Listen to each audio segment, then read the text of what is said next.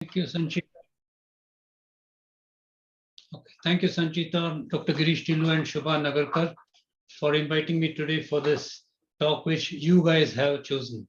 I'm telling you this because many people have told me, Ari, that's a wonderful topic that you've chosen to talk on. And I had to admit, it's not my idea, it was Girish's idea. But thank you for inviting me. It's always a pleasure to talk to you guys and to talk with you guys and learn from you all. So without much ado, let me start off trying to figure out how to share the screen. Yeah, okay, fine. Share screen.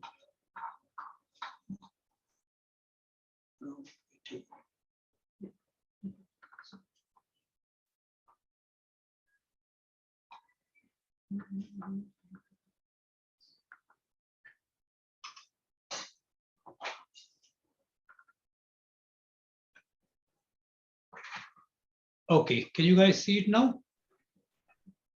The impact of COVID-19 on medical publishing. Yes, sir. Okay, great. So, to begin with, my editorial associations, as you guys have just been told, are four: the Indian Journal of Medical Ethics and the National Medical Journal of India, both of which I am associated with even now. Current Science, which I was associated with for the last 5 years, just finished my term, and Indian Journal of Cancer, which I was associated with from 2017 to 2020. Now, as editors and as readers, the one word that we kept seeing over and over and over again over the past 2.5 years was "in these unprecedented times."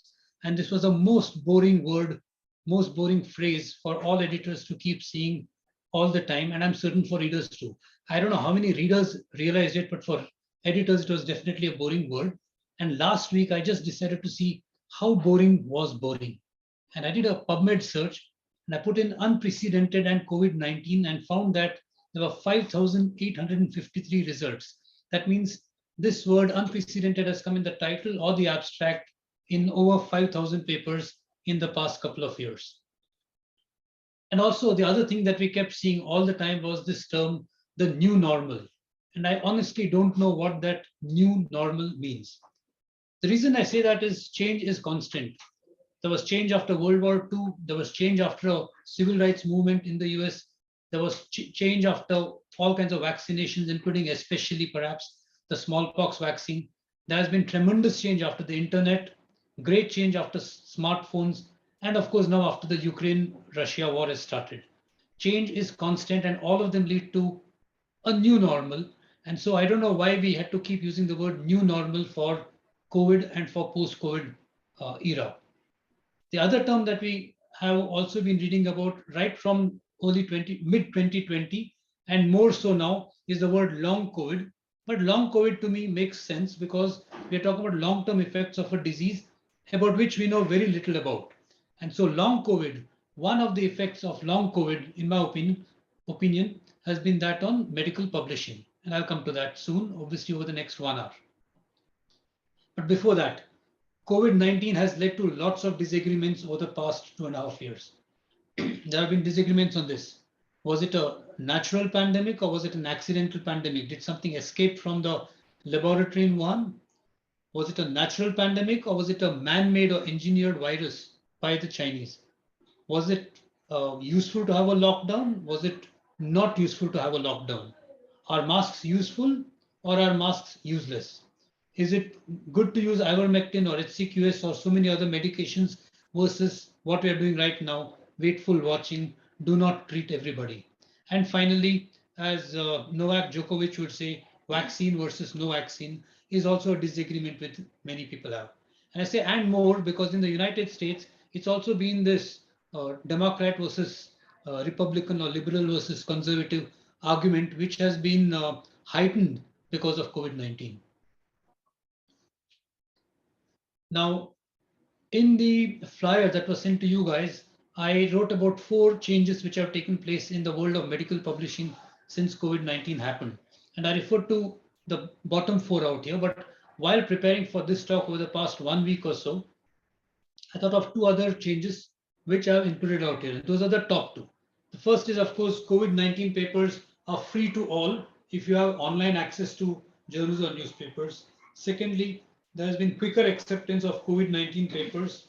Third, excessive publication of COVID-19 papers. Fourth, research misconduct has been in the news more so over the past 2 years. Fifth, the importance of preprints. And finally, the impact that it has had on impact factors. I'll take the first. First, COVID-19 papers free to all or free for all. And science and medical journals, and I say most, but not all, opened up and made open access all articles on COVID-19. And I say most but not all because for some peculiar reason that I cannot fathom, many journals in surgical pathology, which is my field, have decided not to make all papers open access. They have made some papers open access, but not all. I can't figure out why, and presumably someday I shall find out why. But in the meanwhile, what other newspapers and journals did was they said we shall make it open access. And it was not out of any great sense of charity, it was only common sense and the need to survive and the fear of death that prevailed. The thinking was I have information that may be useful to some researcher somewhere who might be able to come out with more information and knowledge and perhaps a cure for COVID, and that might one day help save my life. That was the main reason that it was opened out for. Let's be very, very clear about it. And what some journals did was, in order to save time, in order to speed up processes, once a manuscript was accepted for publication, they hosted Word documents of that paper rather than wait for PDFs to be prepared and then hosted. So this is again unique because until now, Word documents have never been hosted as journal papers.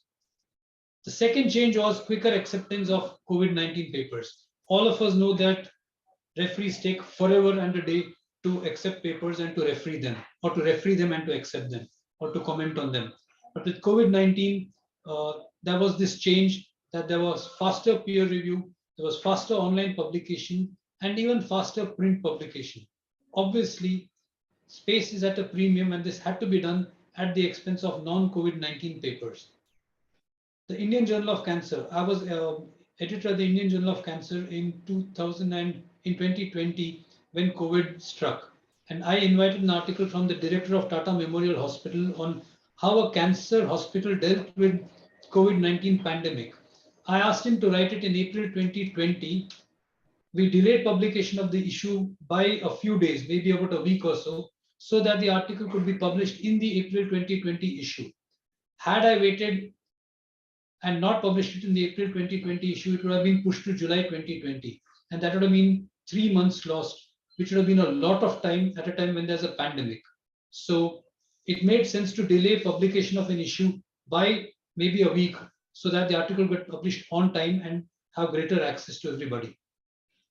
My own mantra during COVID-19 was not to follow the usual technique. The usual thing that we do as editors is we send out papers to potential referees and invite them to referee the paper. If they referee it, fine. If they don't, we don't know for a couple of weeks whether they're going to referee it or not, and then we lose time. But for all the COVID-19 papers, I would talk to a referee first and say, I got a paper on COVID-19. I would like you to referee it, and I'd like you to referee it fast. Will you do it? Only when they would say yes, would I send it to that person.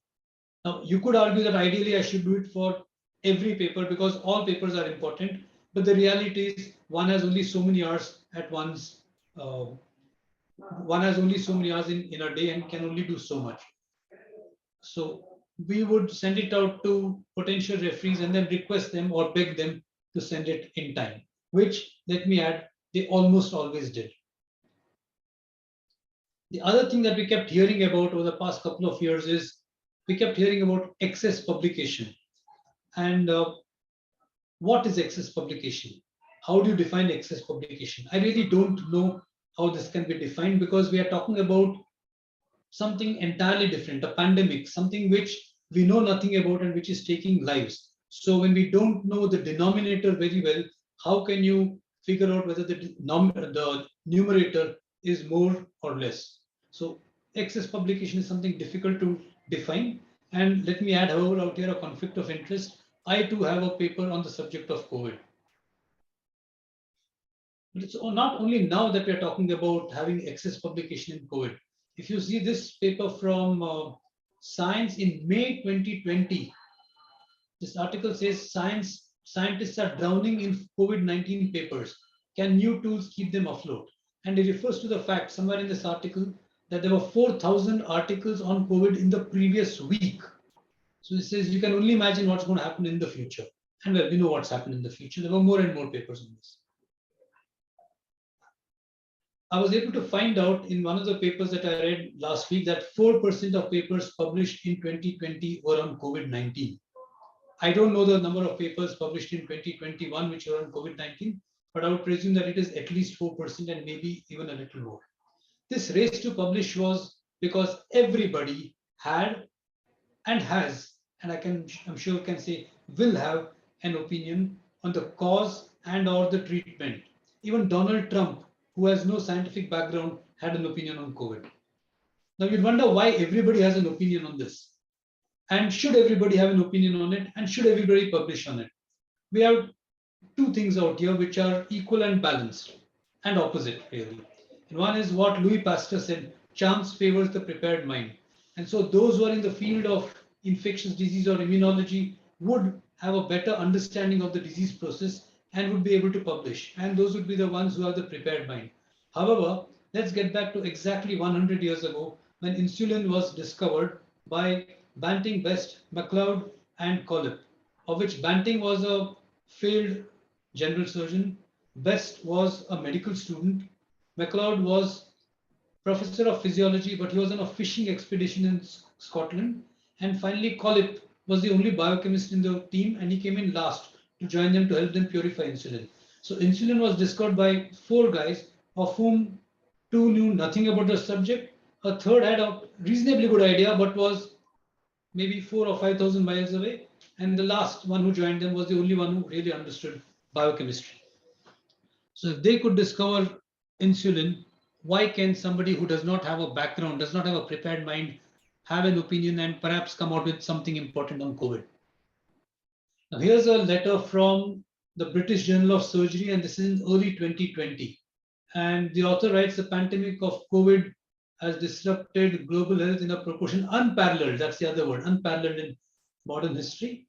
And it says there's an invisible pandemic as harmful as a virus itself, the race to publish. He continues, the motivation of researchers in this race to publish is also concerning, as it can be fueled by many non-scientific motives, hierarchical, political, personal, unbalanced media attention.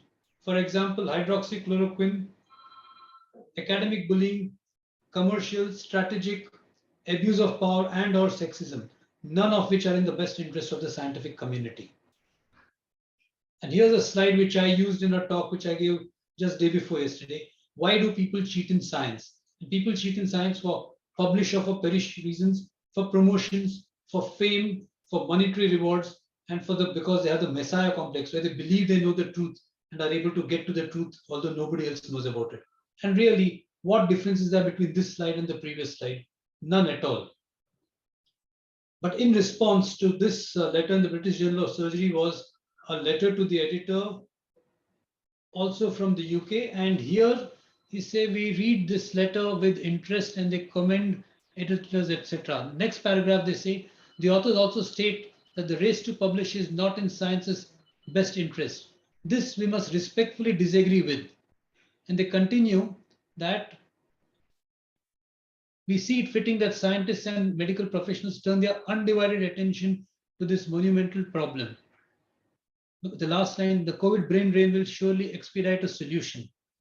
They continue, next paragraph. Further, as the pandemic progresses, the flurry of academic activity has given authors a glimmer of hope through the darkness of lockdown. Of course, it would be preferable if it could apply ourselves to global warming, etc., etc. But let us not chastise our hardworking colleagues writing up their novel ideas. Let us be a supportive community, scientific community, offering methodological support and enthusiasm as we still have a long way to go before reclaiming our crown from coronavirus. So it says the race to publish is not really an ethical issue because it is necessity. It is necessary for us to discover a cause and a cure for COVID. But just how this race to publish works, I did tell you that editors did give preference to papers on coronavirus or on COVID-19. And I did get many papers as editor over the past couple of years where there was absolutely nothing to do with COVID-19, but the word COVID-19 had been introduced in the abstract or the title. And I could not share any of those papers with you because of confidentiality reasons. But here is a paper which I found on Medline, which has been published. And it says reconstruction of complete tracheal resection with cardiopulmonary bypass support following bullhorn injury in neck during coronavirus disease 19 pandemic lockdown. And I read this paper today, and the authors say that there is only one earlier report of tracheal transection by a bullhorn, but this is the first one that has been published during a coronavirus 19 lockdown.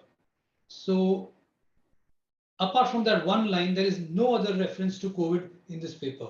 So whether this was COVID-19 or not didn't matter. They are talking about a tracheal transection which they have managed to reconstruct. I mean, you could even write this was the first one on a Tuesday, and the next paper could be the first one on a Wednesday, and the next one could be the first one on a Thursday. It was absolutely meaningless. They could just have stopped at bullhorn injury in the neck. The message would have been clear.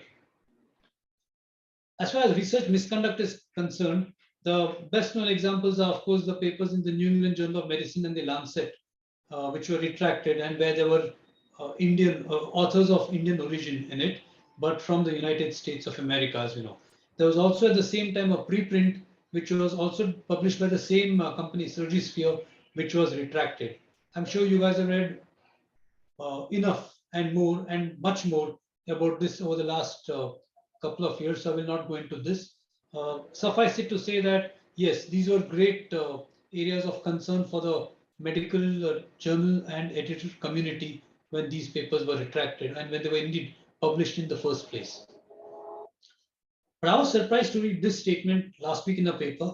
I forget who the author is, but these guys looked at papers on retraction watch, and they calculated that the percentage of COVID-19 papers retracted is about the same as non-COVID-19 papers over the past couple of years.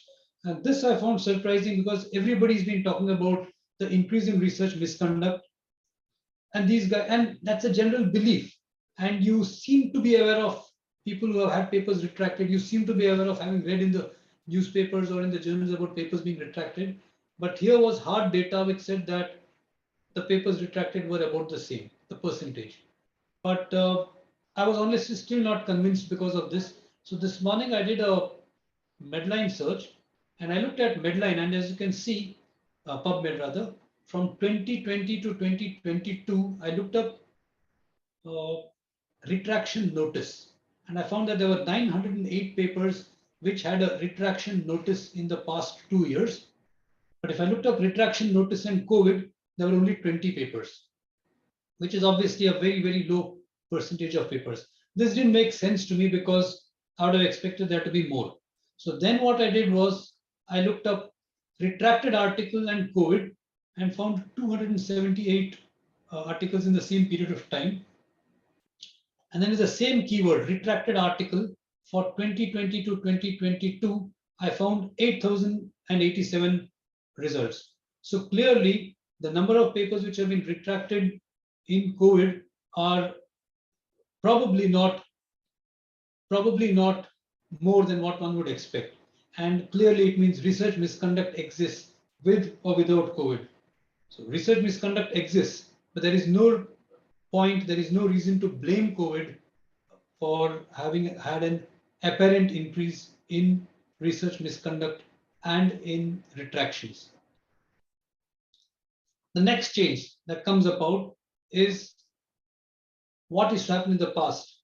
And Franz Ingelfinger, who was a very, very influential editor of the New England Journal of Medicine in the 1960s, he introduced the Ingelfinger rule. So this mantra said essentially, thou shalt not publish elsewhere if thou wishes to publish in my journal, and my journal being the New England Journal of Medicine. And Ingelfinger was very clear that if you published a paper in some other journal in any form, or if you spoke to the press, or if your findings turned up in the media somewhere or the other, then you could not submit the paper to the New England Journal of Medicine. He was very clear that he wanted his journal to have first access to all of the data. And that was one of the reasons, one of the things that they used to improve what ultimately was the citation factor of the New England Journal of Medicine. Over a period of time, all journals have followed suit, and all journals are clear that their journal has to be the first one where a paper has to be submitted if it has to be published there. You cannot publish elsewhere. And that is one of the reasons that when you submit a paper to any journal, you give in a comment or you state that this article is being submitted only to this journal and we have not submitted it elsewhere simultaneously. Now, Ingelfinger started this for the New England Journal of Medicine, but over a period of time, other journals also followed suit. And well, other media also. That's why you have these exclusives on TV or in newspapers. You have TRPs, you have exclusives to television where you talk to one channel and not to the other. So it's essentially it's the same thing. You want to show that you are special and you have beaten the rest of it to that piece of news or that piece of information. But everything changed with COVID-19. And here was an editorial by Eric Rubin in the NEJM, which says medical journals and the 2019 NCOV outbreak. And he says we are putting into plan new practices. And the last line of this paragraph says we also encourage authors to submit their work for posting on preprint servers. I can assure you this is something that they had not done before. So this was something new. And elsewhere in the journal, they state preprint posting. NEJM accepts the submission of manuscripts that have previously been posted on a non-profit preprint server. Authors should notify NEJM of any preprint related to a manuscript submission. That's all. Just notify them about it. It's not like they will reject it because of that. In fact, they accept it. As if this is not enough, in their instructions to authors, where they talk about no prior publication. And they say when making manuscript decisions, the editors strongly consider the accuracy, novelty, and importance of submission and strive to ensure that an independent peer review occurs before public dissemination. Hence, we will not consider any manuscript that has been published elsewhere and where primary results have been released except, and they talk about, look at the second one, posting a manuscript on a non-profit preprint server for feedback from the scientific community. So this was something new, and I mentioned it twice or thrice in the issue to make it very, very clear that you know what they're talking about and what they're accepting. But let's then go back 50 or 60 years and have a brief history of the preprint. All of us know what preprints are today. Very interesting for you guys to know that preprints were quite the opposite 60 years ago. In fact, preprints began in the world of particle physics and astrophysics, and to my surprise, in molecular biology. And I say my surprise, molecular biology, because the first preprint in molecular biology was in 1961. And if you realize, molecular biology began off in the late 1950s. It had to be after the DNA, the structure of DNA was described by Crick and Watson. And so molecular biology began off in the late 50s and early 60s, and preprints had already come into place in 1961 in MolBio. But particle physics and astrophysics is where they really took off and where they're still popular apparently. But a preprint then was truly a preprint, as the name suggests, not what it is today. A preprint then was an accepted paper, a paper which was accepted by a journal, often took 1, 2, or even 3 years for it to get published in the journal, in which time valuable time and data was lost. So what authors would do, and this is authors of institutions which had the money, let's face it, they would actually sit and type out these papers all over again and then send it to important colleagues or competitors or libraries across the world so that they would have access to this information well before it was actually printed in the journal. Hence, pre-print. They were usually peer-reviewed papers and which had been accepted as science but had not been actually printed in the journal, and therefore you would not have access to it. Today, a preprint has an entirely different meaning. Today, when we talk about a preprint, we are talking about something which is non-peer reviewed, which you host on the web the moment you have seen, the moment you have written it up. Yes, okay. It's called a preprint repository now, and there are about 50 preprint repositories on the web, of which Archive, BioArchive, medRxiv, SSRN, and Research Square are perhaps among the best known. Archive is for physics, BioArchive for biology, medRxiv for medicine, and so on. And I found to my great surprise this morning that there's something called, well, hold your breath, India Archive, preprints repository server for India. And it says there are papers in arts, applied science, COVID-19, of course, has to get a special box, formal science, I don't know what that means, humanities, natural science, and interdisciplinary studies.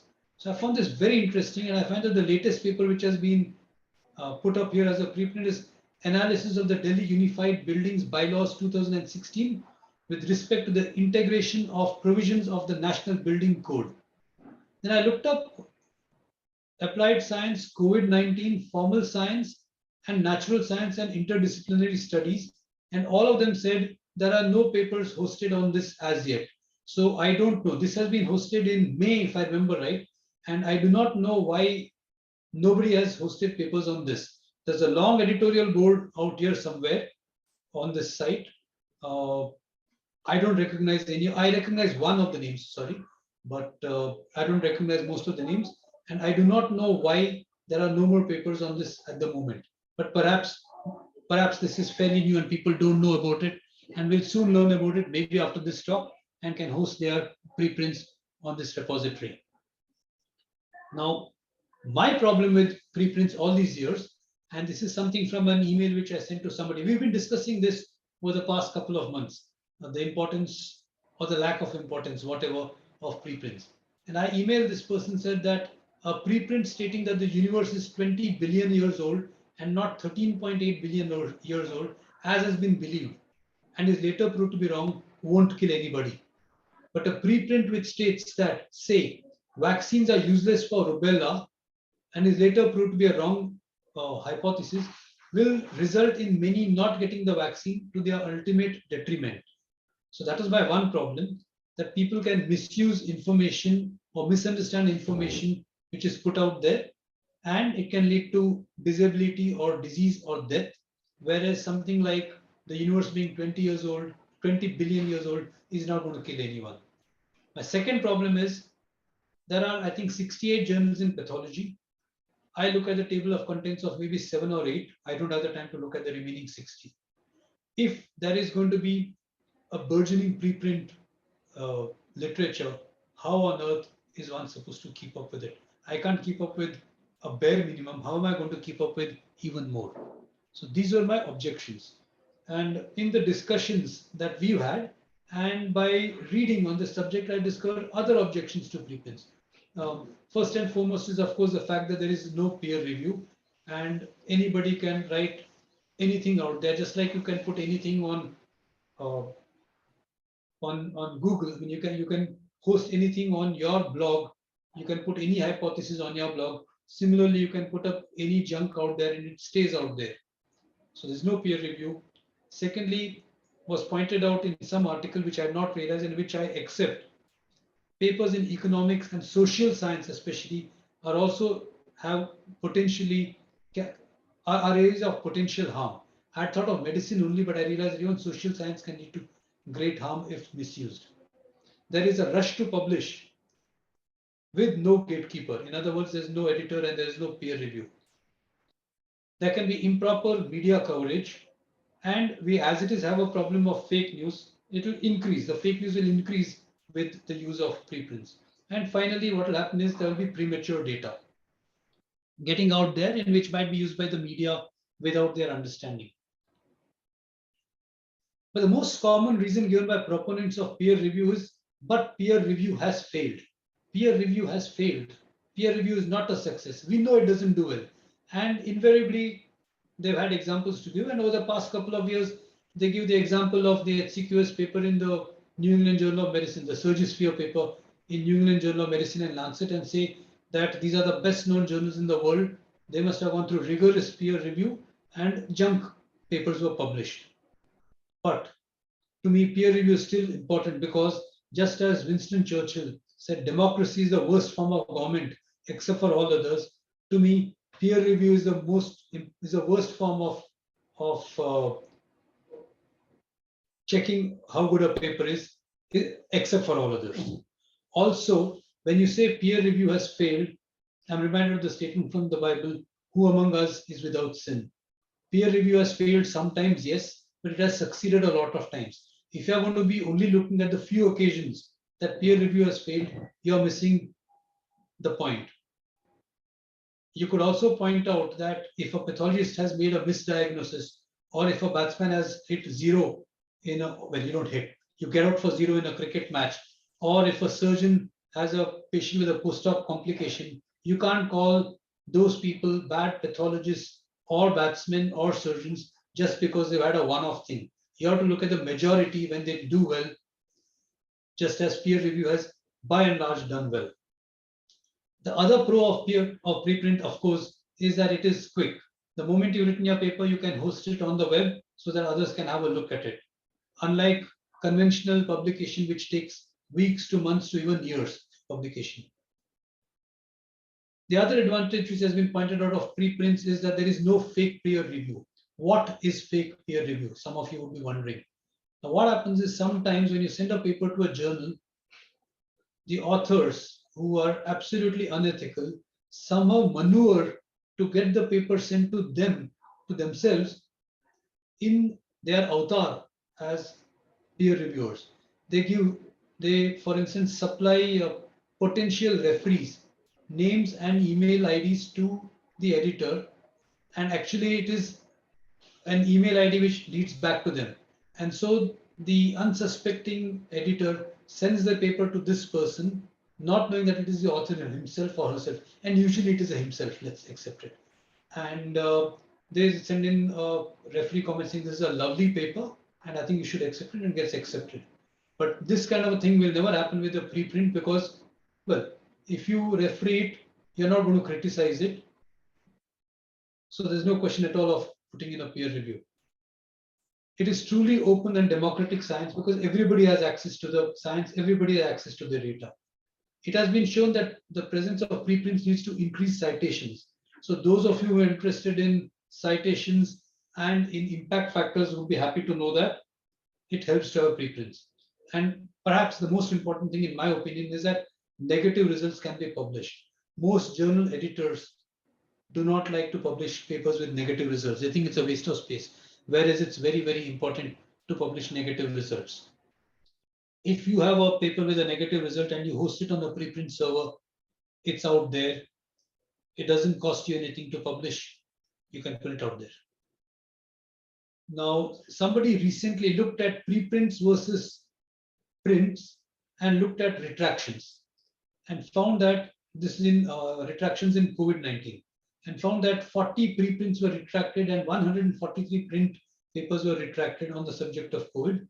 But for the preprints, on an average, it took 29 days to retract the paper, but it took 139 days to retract papers which were in print journals. And interestingly, these print journals which were peer reviewed, 6 journals contained 34.7% of the retractions. So obviously, all is not hunky-dory with peer review and with journals. And this professor of medicine, Peter Horby at Oxford, published a paper a couple of months ago in Nature Medicine, and he wrote why preprints are good for patients.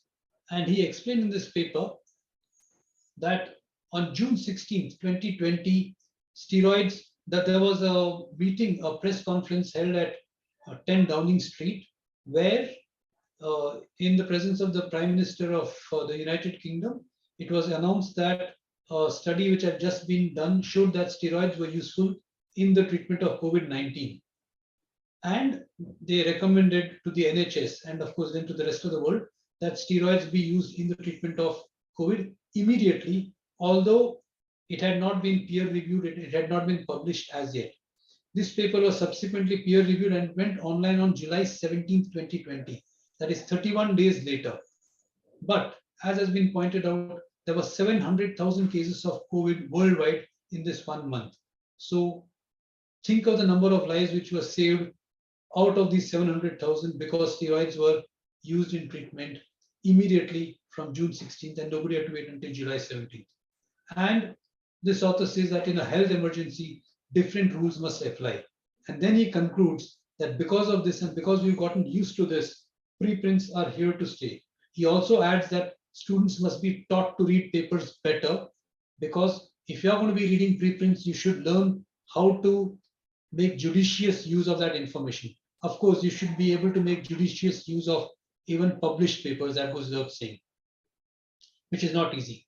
But this is a paper I read in 1995 in the British Medical Journal, and I suddenly remembered it last night and I hunted the BMJ and located this. And here are guys who are 25 years ahead of their time. And these guys, the first one is from Pittsburgh, that's all I remember. They write about the death of biomedical journals. And it says the musky scent of aging paper in our libraries evokes an atmosphere of scholarship, etc., etc. But it says the clicks, beeps, and whirs of computers linked to the internet are the coming revolution. There are going to be journals in the future which are going to be only on the net. And in the balance, I think preprints are easy to publish and to disseminate. They're easy for everybody to criticize and, if necessary, have the paper retracted. And it solves the problem of fake peer review. And yes, negative results can be published. 1 week ago, when I was asked to talk on this, I was absolutely anti preprints. I won't say I'm absolutely pro preprint now, but having given it a lot of thought and having read quite a bit about it over the past 1 week, I have to say I'm at the very least ambivalent and probably pro or somewhat in favor of preprints at the moment. And Dr. Lakhotia from Varanasi writes in his email, and I have his permission to write this. He emailed me and said, I believe that preprints should be as they are. Check only for plagiarism, etc., as is done currently, and then host it on the web. He says any kind of peer review, if you decide to do for a preprint, leads to the same old problems that you had before with journals. So he says, do a plagiarism check and put it out there.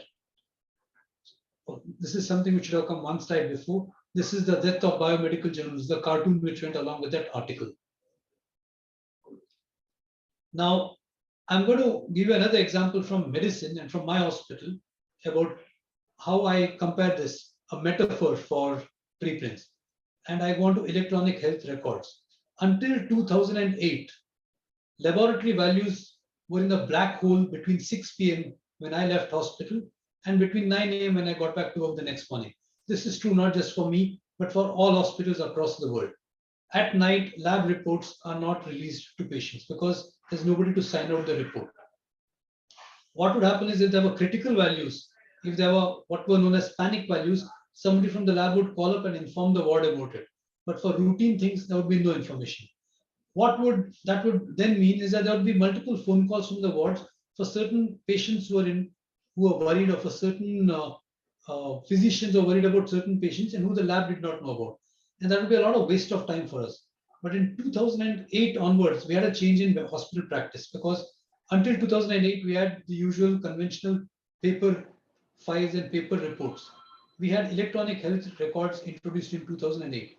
And then values could be seen on the screen in the hospital wards 24/7, but with a proviso. And here is that proviso. You can see in red, it states, report not validated by a pathologist. Please interpret accordingly. So this is like a preprint. This is what we have. And what we found was that it was very, very occasional that we had to go ahead and change this report. Most of the time, this report would remain the same. An occasional platelet count would change because of giant platelets or some such thing. But then physicians were aware of that and they had been told about it right from the beginning that an occasional, maybe once a week or so, there would be some change in the report. Usually a minor change, occasionally a major change. But if you compare that with the number of problems that we had until 2008 because reports were not available, this was far better and far more acceptable. So if this works in patient care, why shouldn't it work with medical journals, I ask you? And when I was editor of the Indian Journal of Cancer, we started on this because we had this big backlog. And we had 4 issues a year in which articles would get published. We started doing this full text articles which were published ahead of print. And there we'd convert the Word document which the author had sent into a PDF, get it proofed, and then host it. And as you can see, even now, and this is from yesterday, I think, we have papers from 2020 and 2021 still ahead of print on the web and not yet published. That's because of the backlog of papers. This is still pretty good because it's out there and people can access and quote it and what have you. But ideally, you want to get rid of this and put it on paper and finish it off. And if you look at Indian Journal of Ophthalmology, it says there are no articles available at this time. Please try again later. It is extremely unlikely that every paper which has been submitted to IJO has been published. So that means they have not been able to, I am assuming it means that they have not been able to get all papers which are ahead of print onto the web. Why? Because it takes time. Ultimately, even converting a Word document into a PDF takes time, and editors have not been able to find time to do that. So what I would do now, if I was still editor of the paper, and I say what I would do asterisk from the safety of my armchair. I'm not an editor, so it's easy for me to sit out here and give gyan to you poor editors who are sitting out there and who might have to hear this from readers or authors who are listening to this and are then going to get back to you. I would host a published paper immediately after acceptance in Word format. So you send me a paper. Once I have accepted it, I will straight host it in Word format on the web. And what this would lead to is it would save time. You would not be calling me up repeatedly for the next few months, asking me when will my paper get published. You would be saving your time, you would be saving the editorial office's time. Perhaps then, if readers see errors in this Word format paper, they would send in comments, something like a rapid response. And this could be published at the end of the article with maybe even the author's reply or explanation. I say if, because as an editor, I had a disappointing experience. I found that very few authors, very few readers write in to the editor with letters to the editor with suggestions or complaints or ideas about published papers. But theoretically, this gives you the option to do it. Is it risky? Perhaps. There's only one way to find out, and that is to go out there, host it in Word format, and see what happens. Try it as an experiment. If you're not going to experiment, you're never going to get anywhere. And lessons from elsewhere. Dr. Piyush Sani, the editor of the National Medical Journal of India, writes, letters act as the post-publication peer review of an article. So similarly, if you were to send in rapid responses to this, there would be some kind of post-publication, post-preprint peer review of the article. We've already got 2 referee comments. Your comment might be the 3rd one, which you might want to add out there. And what I would do next is, if this experiment works, I would move on to the next experiment, which of course is to try genuine preprints. See if hosting a paper, getting comments from everybody works in medicine or not. It might not work, but unless you do it, you're never going to find out. There are other problems which exist with real preprints, and I'm talking about this problem. The Medical Council of India, or the Board of Governors, or the NMC as it is now, have criteria for promotions. And that is, you turn from associate professor to professor and continue as professor only if you have a certain number of papers. I don't know the rules because I'm not in a medical college. But how does one evaluate? And these papers have to be in peer-reviewed traditional journals. But how does one evaluate a non-peer-reviewed, non-traditional journal published article? How do you compare quality and quantity of versus quantity of papers? For instance, if you have a real paper published in the New England Journal of Medicine, you can probably be sure that it is probably a good paper. But if you have 20 preprints put up on medRxiv, how do you compare it? How do you compare 1 versus 20? Which is more? So I have no answers to this question, and these are things which we'll have to figure out over a period of time during, well, long COVID. Now, I put my editorial associations out here again because I just want to say that of the 4 journals that I'm associated with, Indian Journal of Medical Ethics and Current Science do accept preprints. I do not know about the other two. And the last change that has taken place is the impact factor. The impact factor that you all know is the number of times that a paper has been cited over the past couple of years as an average. The pros is it gives you a rough idea as to how good a journal is. There are many cons, and one of the many cons is that 2 years is often not enough to judge the importance of the discovery. And I just use again a metaphor out here. Everything that Alfred Nobel wrote for his plan for the Nobel Prize has been followed. For instance, Alfred Nobel said that there can be no posthumous awards. There are no posthumous awards. Alfred Nobel decreed that the Nobel Prize can be shared at most by only 3 people. So it is shared at most only by 3 people, such that if 4 people have made a discovery, all 4 get left out. So, but the one change that the committee has made is that in the original Alfred Nobel decree, he said that it has to be given to the person who has made the greatest discovery in the past 1 year. But the committee realized very soon that 1 year is too little a period of time in which to decide whether a discovery is important and life-changing. So that they do it for a lifetime of work. But certainly for the impact factor, it's 2 years which counts, and that's too little. Now, the impact factor was introduced 45 years ago. It was the New England Journal of Medicine, which has been first for 45 years in a row. In 2020, it had an impact factor of 91, which means on average, each paper had been quoted 91 times in the past 2 years. In 2021, it doubled and went up to 176. However, the Lancet, which was number 2 in 2020 and for the last many years, had added 79.3 impact factor in 2020, almost tripled and went to 202.7. In other words, it has overtaken the New England Journal of Medicine for the first time. So this is a COVID-19 impact on the impact factor of the New England Journal of Medicine and of course on the Lancet. Will this convert to long COVID? Is the Lancet going to remain one for the next few or many years, for the next 45 years?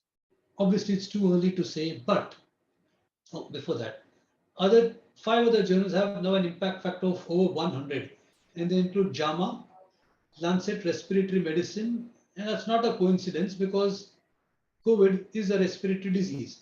Nature reviews drug discovery, Nature reviews immunology, and Nature reviews molecular cell biology. 3 of the top 10 most cited papers in 2021 were in the Lancet, all not unexpectedly were about COVID-19. And this was, of course, the most widely quoted paper of 2020, clinical features of patients infected with 2019 novel coronavirus in Wuhan, China. But here's a comment from Retraction Watch. Phil Davis, and I'm not sure who that is, comments. He's obviously an expert information scientist. He says, no discovery or invention in the history of science can come close to the effect COVID-19 papers had on the citation record in 2021. However, because the impact factor is so sensitive to highly cited papers, some journal scores will reach stratospheric heights this year, only to collapse next year. Unfortunately, this supercharged cycle of boom and bust is only going to fuel a greater sense of skepticism around the meaning and interpretation of the impact factor. So there you are. The impact factor for the Lancet is so high this year. Will it be high next year and the year after that? We don't know. Either way, we need to wait and watch. Finally, I'd like to thank many of my colleagues who helped out in my talk, especially Dr. Pandya, Dr. Arunachalam, and Dr. Lakotia, with whom I've been having email exchanges to clear my concepts on, well, impact factors and preprints and what have you. And finally, that's a photograph of my hospital where I work. Thank you.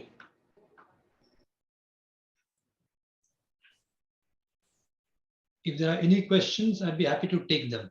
Yes. Thank you. Thank you very much, sir, for such a excellent lecture, and many things got clear, especially about preprints, because there are still myths about it, and we talk about which version of the paper should be uploaded and peer review. So there are some questions, and then 1 or 2 questions I also have in mind.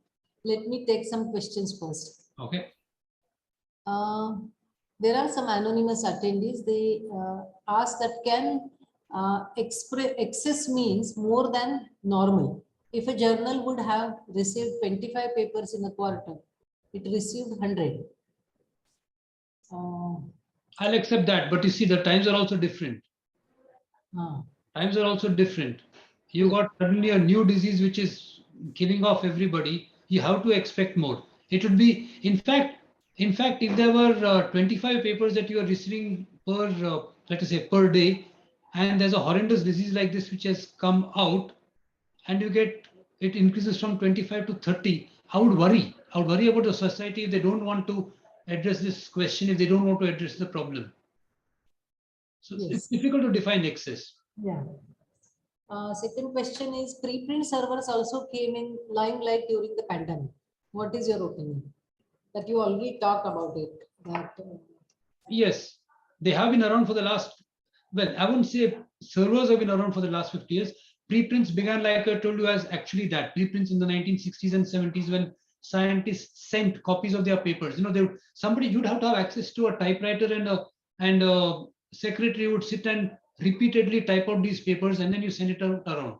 But in the 90s, after the net became popular, it was easy to exchange on email papers. And but even sending a paper on email meant I'll have to sit and type in your email address and send it to 100, 200, or 300 of you. Once these servers came up, I just put it out there and expected you to visit the server and watch it. As the internet keeps exploding and improving and things keep changing, smartphones, well, smartphones is an excellent example. Until 8 or 9 years ago, you'd have to go to your desktop or to your laptop to see a paper which has been published. Now, when I'm traveling in the metro, I'm able to read papers which I want to, right? I don't have to have access to anything. I can do it standing. I can do, in fact, as I'm talking, if I'm sure of the 120 of you are attending, at least 7 of 8 or 8 of you are bored with my talk and are checking their WhatsApp or are maybe even looking up their latest preprints. So you can do that right now. So yes, there has been an increase in COVID, but that's not because of COVID. It's because of an increase in improvement in technology. yes, yes. The next question is some articles which had relevance during initial period of pandemic got published quite late. Example, HCQ related or prevention related. Do these publications have any meaning according to you? Well, first of all, I'm not sure which paper you're referring to, because if it was in a good journal, it would have been published immediately online. And like I said, most journals have gone online and published. So I'm not certain what you mean by late.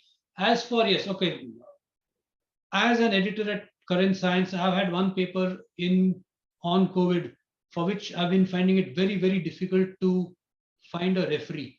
And when this paper does get, if it gets rejected, that's the end of the matter. If it does get accepted and published, you could argue justifiably that this paper has lost, I won't say relevance, because the topic is such that it's an epidemiologic paper. It would be of importance to historians and others over the next many years. It's not a paper which would be of immediate importance in the treatment of someone. But yes, if you were to publish a paper on treatment Hmm. and delay it by 6 months, it would probably have lost relevance for the people who would have died in those 6 months. For the ones in future, of course, it is still relevant. But that is the reason we've been trying to rush ahead with papers on COVID. And as with all journals and all editors and all papers, you are able to get 90 or 95% of papers on time. There are going to be a few papers which slip through the cracks and you miss it or you forget it and discover much later, and then get an earful from the author justifiably. Yes, yes. Thank you. The next question is, can WAMI or ICMJ take some decision or action on preprints or issue some advisory? That's being asked because I'm director of WAMI. I've been director of I've been director of WAMI only for 1 month, and I'm also still trying to find out what I'm supposed to do. But let me put it to the board and see what. But remember one thing, WAMI is a purely voluntary organization. I cannot police you in any way. I can only give you a recommendation. If you want to tear up that recommendation and put it in the closest gutter, you can do it. I can do nothing about it. This is what we think is correct, but we can't force it down your throat. Yeah, right, sir. Then there is question from Dr. Amit Mishra. That what is the condition now? Are papers now published without COVID reference? because he joined late. So he is asking that papers are now published without the COVID reference. I don't understand the question either, me. So Amit, can you explain it bit so that I can ask sir something what you want to ask? Or we will take, let him type the question again. We will move to the further question. So even good authors are publishing in preprints. This is again from anonymous attendee. It is either for the sake of publication or if the chances of getting published in journal are black, or if the article has got rejected from 2-3 journals. So when we are putting it on preprint.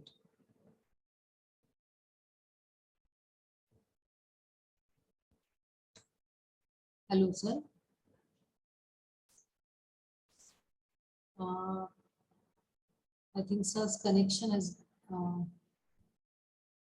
he will join again. We will wait for some time.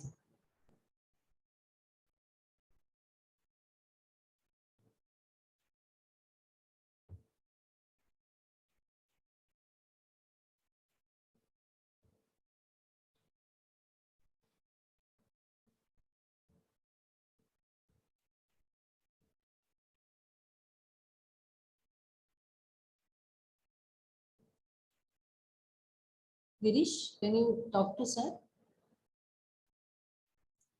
Yes, sure, I'm calling you.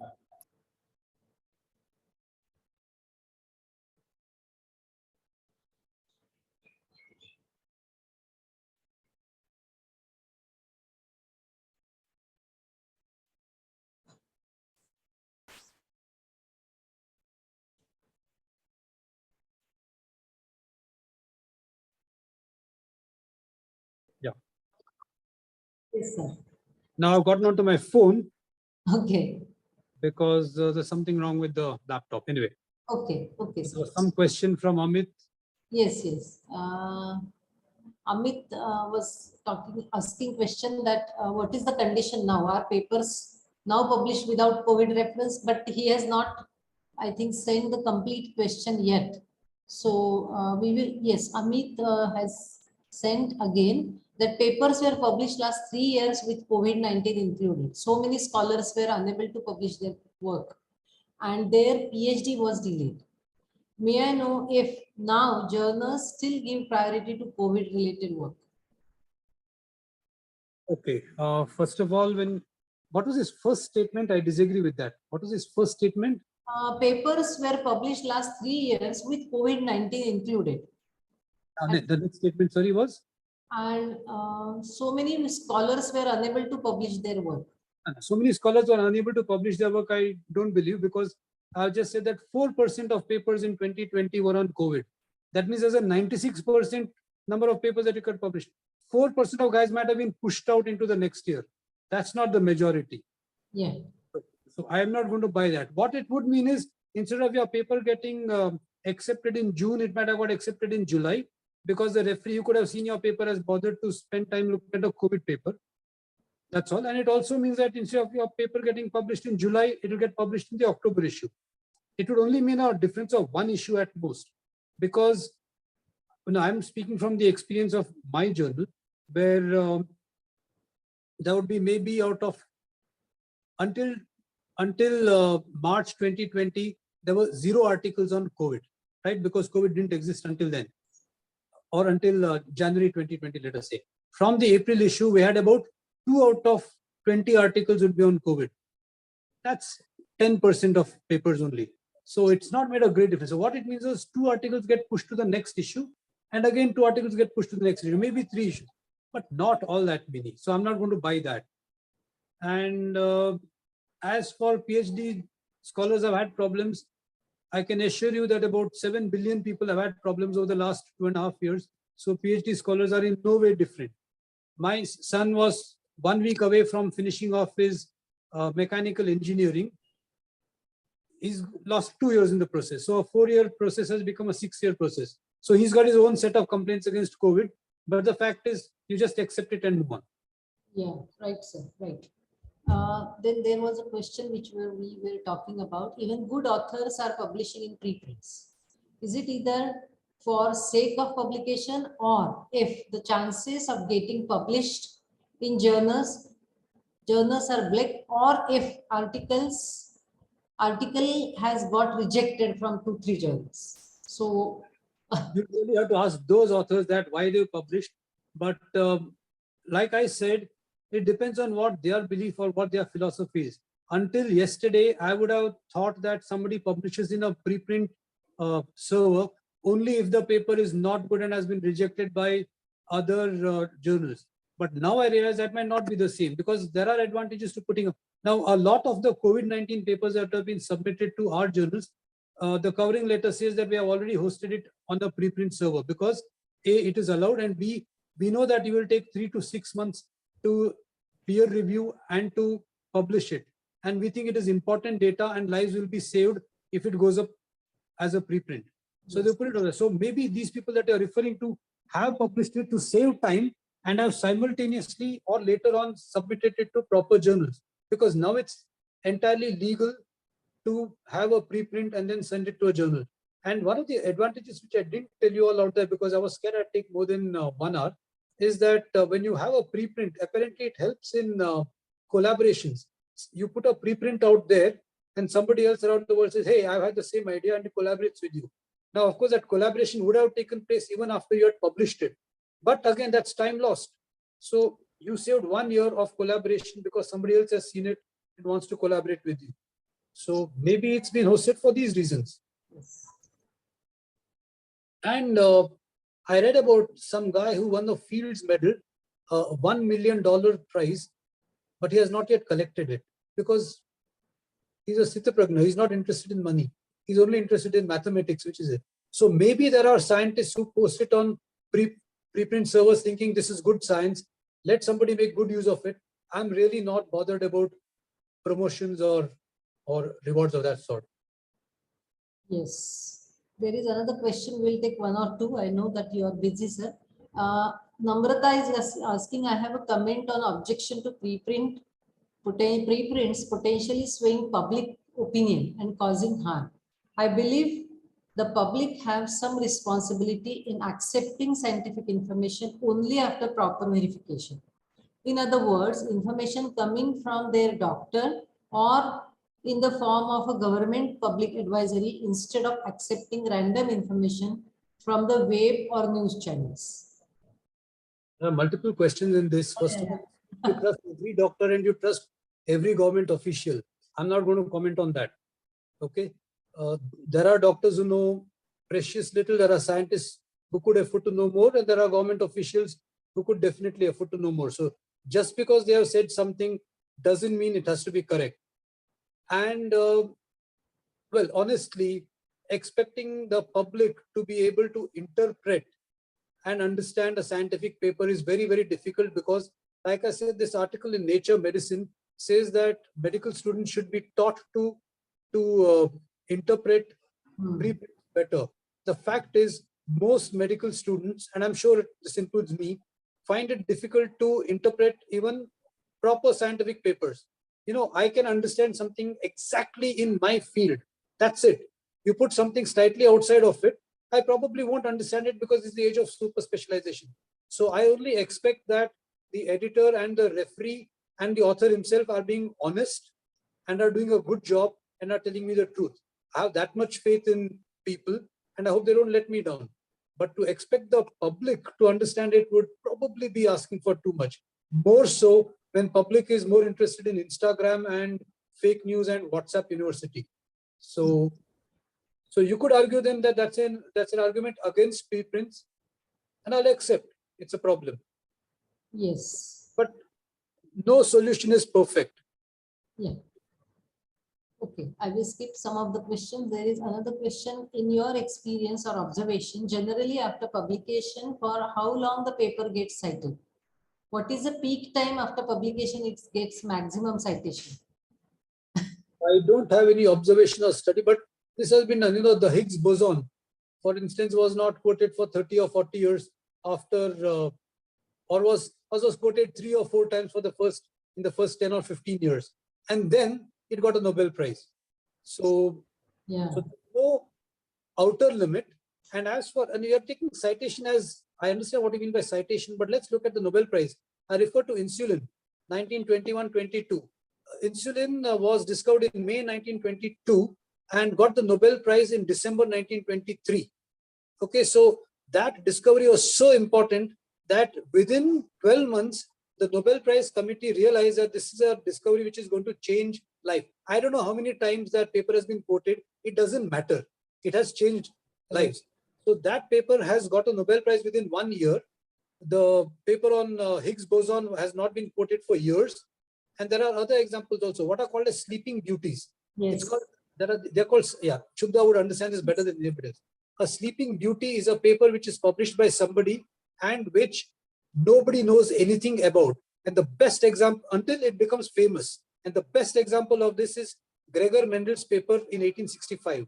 In 1865, he was a monk in Brno in Austria. He published papers on pea genetics in some obscure journal.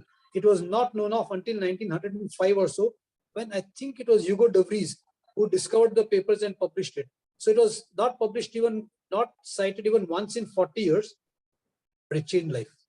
So just being cited is one thing, when being cited is another. Yes. You also have the Surgisphere paper. It must have been quoted 1,000 times in the first 1 week and never again after that because it was found to be fraud. Yes. Yes, sir. I think that what Eugene Garfield mentioned in his articles, that who is citing your paper and who is the person and where he is citing, very important. Correct. So if one citation in that kind of way, it will be a very good thing. These citations we talk because of it is connected to academic purposes and other things. So a lot of misconceptions are coming up, and many people talk about large number of citations are good always. That is misconception is there. I'm absolutely against impact factors. Yes, That yes, sir. Correct. because it can be gamed very, very easily. Yes. Yes, Vasumati just mentioned that she loved the idea about journal publishing the Word document format and on acceptance. Are we in an era of pandemic of publications? Well, one pandemic is probably getting over and becoming endemic. So hopefully this pandemic of publications will also become endemic. This we should know next year. Yes. So I think some more questions there are. What is the importance of preprint in case of COVID-19 cases and non-COVID-19 cases as far as publication is concerned? Can you once again detail the same? I didn't understand. Yeah. What is the COVID-19? Preprints, importance of preprint before and after COVID-19. I think we will ask him again, who is asking this anonymous attendee.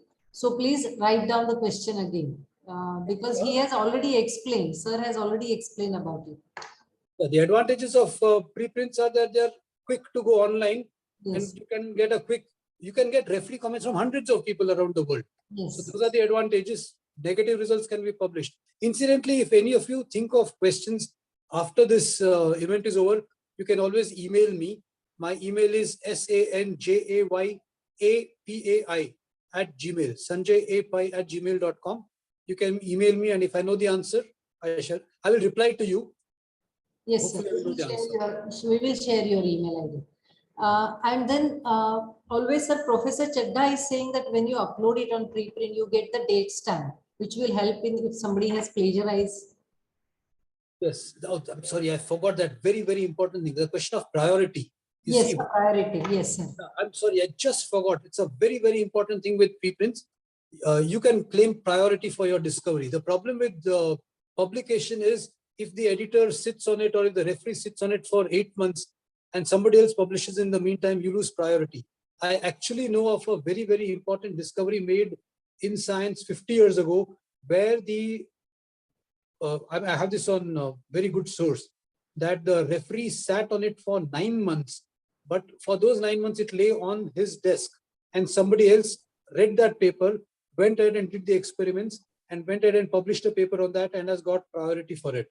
I won't name the journal or the person because obviously I don't want to get sued tomorrow, but very, very reliable information I have on this. Yes. So crucial discovery made in biomedical science was stolen, but nobody can prove it.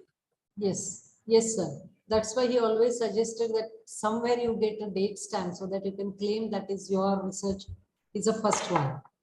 Then Dr. Chadda, it is actually who is on the editorial board of the India repository that I had mentioned. Yes. I knew there was one name, it's him. Yeah. Kiran Shinde is asking, sir, I'm doing research study with respect to latency in healthcare application. Can you recommend from where I should refer the data set? Bapre. I don't know what this means. Yeah, You- yeah.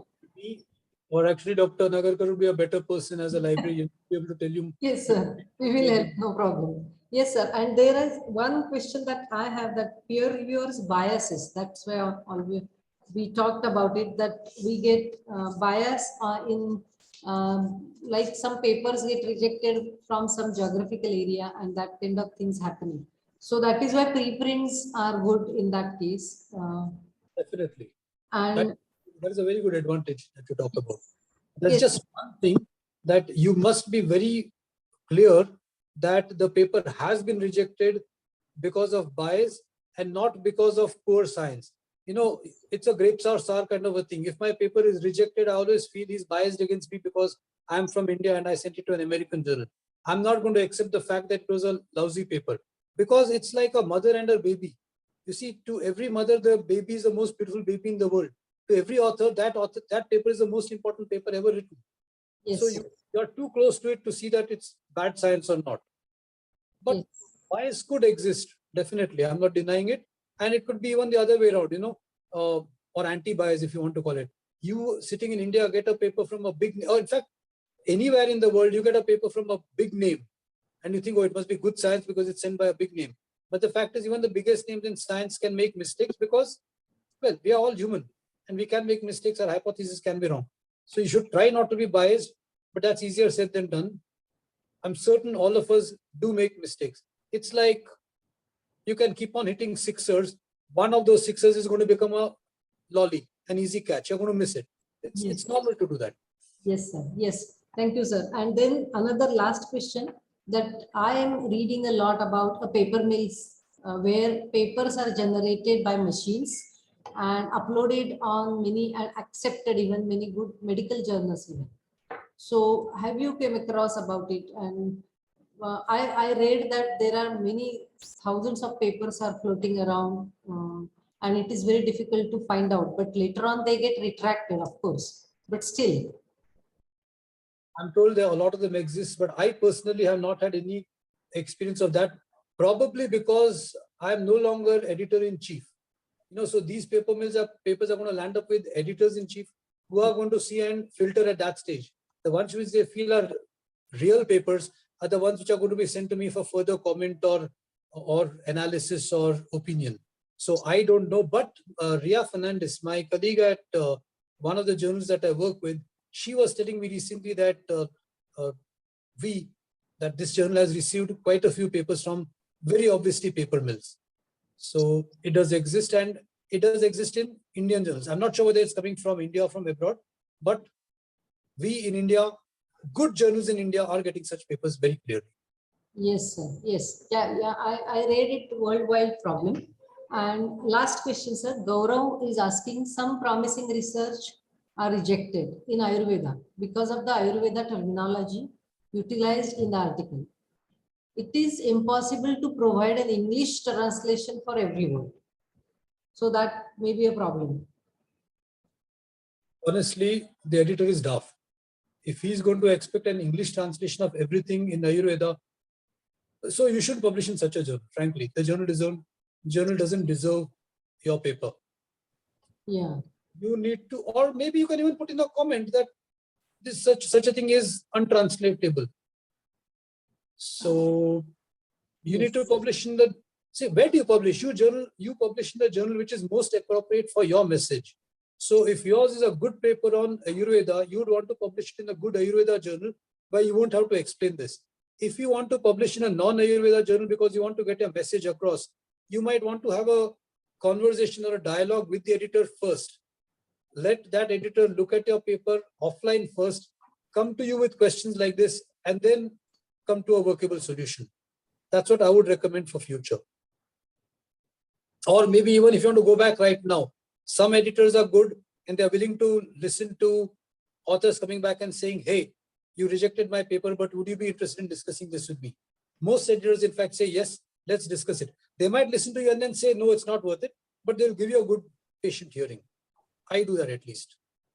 Yes, sir. And in my experience, every editor that I've argued with has listened to me. They have rejected my paper about half the time after that, and I've accepted it. But they have listened to me. That's all I've asked for. Yes. Listen to my argument. Yes, sir. Yes, sir. I think we will stop here. And Girish, you would like to say something? No, thank you very much. Thank you, Pai sir, for this interaction and sparing your time. This was very informative interaction, sir. Thank you. And the recording of this interaction will be available on YouTube channel of CCIH. Yes. Yes. So thank you very much, sir, for spending your valuable time, though you are very busy. And we learned a lot from this session. And thank you, Girish. Thank you, CCIH. Thank you, university authorities, for supporting conducting such sessions for, and we have sent this to all PhD students, those who are registering for our 2-credit course. I think sir was on the panel when we were designing this course, and now this course is made compulsory by UGC. So thank you very much, sir, from input from even last 2018 or 17, we started working on that paper. So thank you so much. Thank you, Girish. Thank you, Sanchita. And thank you, Sunil, for excellent organization. And thanks a lot. Thank you once again for inviting me. It's always good to interact with you guys. Yes, sir. See you in Thank Pune. Thank you, Shubhda ma'am, for such a beautiful vote of thanks. And she's an associate professor at the Department of Library and Information Science at the Pune University. And she heads the Center for Publication Ethics at Savitribai, Phule, Pune University. Thank you so much, ma'am. Thank you, sir, Sanjay sir, for those beautiful and valuable insights on the talk. They were very helpful. Thank you. Thank you, Girish sir. Yes. Can we close the meeting? And one before we forget that we have sent the feedback form. So please fill it up and send it to us so that we will know your opinion about it. And I think we have corrected his email ID, and please check it out. Sir, is it SANJYAPAR, correct? Yes, that A was missing. Now it is correct. So you can contact sir if you have any specific question regarding publication and related areas. Thank you so much, sir. Bye. Bye, sir. Thank you.